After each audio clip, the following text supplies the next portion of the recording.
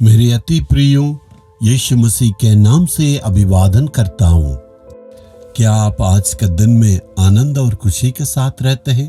परमेश्वर की मर्जी यही है, आप हमेशा आनंदित खुशी रहें। इसलिए प्रतिदिन अपने वचन से परमेश्वर आपसे बातें करता है। प्रभु की इच्छा है अपने बच्चे हमेशा आनंद और खुशी के साथ रहें। प्रतिदिन प्रभु हमें चमत्कार करते हैं। आज के दिन में भी परमेश्वर आपके लिए अद्भुत काम करेंगे। आप ये जगह को देख रहे हैं ना, इंडोनेशिया में जकार्ता में रहने वाला मोरनमेंट कहते हैं। इसकी ऊंचाई 134 मीटर कहते हैं। यदि आप ऊपर ध्यान देंगे तो ऊपर गोल्ड प्लेट का एक दीप है और कहते हैं उसमें 50 किलो की सोना इस्तेमाल किया गया है। 350 साल डच के लोगों ने इस देश पर हुकूमत किए हैं। उसे जब आजाद पाए उसको स्मरण करने के लिए इस प्रकार बनाए हैं। आज का दिन में परमेश्वर हमारे लिए क्या वादा देना चाहते हैं? यशायाह 43 अध्याय का 19 वचन में, देखो मैं एक नई बात करता हूँ, वह अभी प्रकट होगी। प्रतिदिन परमेश्वर नए अभिषेक को हमें देते हैं, नए ताकत को प्रभु देते हैं और नए सामर्थ्य से हमें भरते हैं। इस कारण से परमेश्वर से हमें नए नए चीजों को प्रतिज्ञा करना है। पुरानी बातों को ही नहीं, प्रभु हमारे जीवन में प्रतिदिन नए कार्य को करना चाहते हैं। आपका जीवन में, आपका परिवार में, आपका सेवा में, जो आप बिजनेस कर रहे हैं, वो सारी बातों में परमेश्वर नए बातें करना चाहते हैं।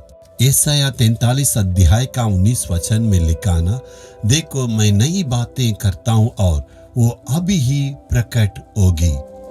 कल का दिन में नहीं, प्रभु कहता आज मैं नया कार्य करूंगा। मैं जंगल में एक मार्ग बनाऊंगा और निर्जल देश में नदियां बहाऊंगा। प्रभु की वाणी है। प्रभु कहता है मैं जंगल में मार्ग निकालूंगा। यानी आगे बढ़ने के लिए जब आपको पता नहीं चलता कहां बढ़े तो परमेश्वर वहां मार्ग खोलेगा। यही परमेश्वर की सामत नया काम है।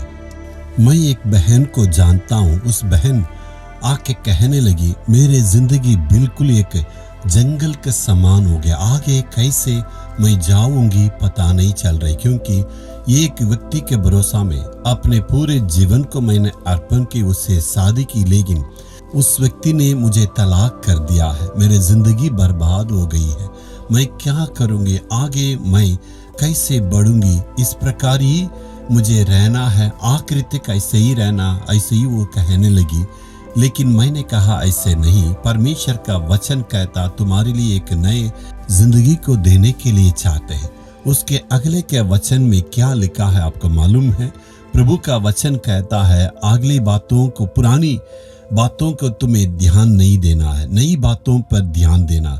मैं उस बहन से कहा अपने दिल की जो कड़वापन है उसे आप दूर कर दें। पुरानी बातों को कभी भी आपको सोचना नहीं है। उस बहन भी इस वचन को, आज्ञा को मानकर और प्रार्थना करने लगी। धीरे धीरे अपने मन की कड़वापन को दूर की और पुरानी बातों को सोचने से बाहर निकलने लगी। परमेश्वर ने उनके लिए एक नए जीवन को दिया। जी हाँ, उस बहन का पुरानी सारी बातों को परमेश्वर ने बदल दिया और नए जीवन को दिया है और नए जीवन साथी को दिया।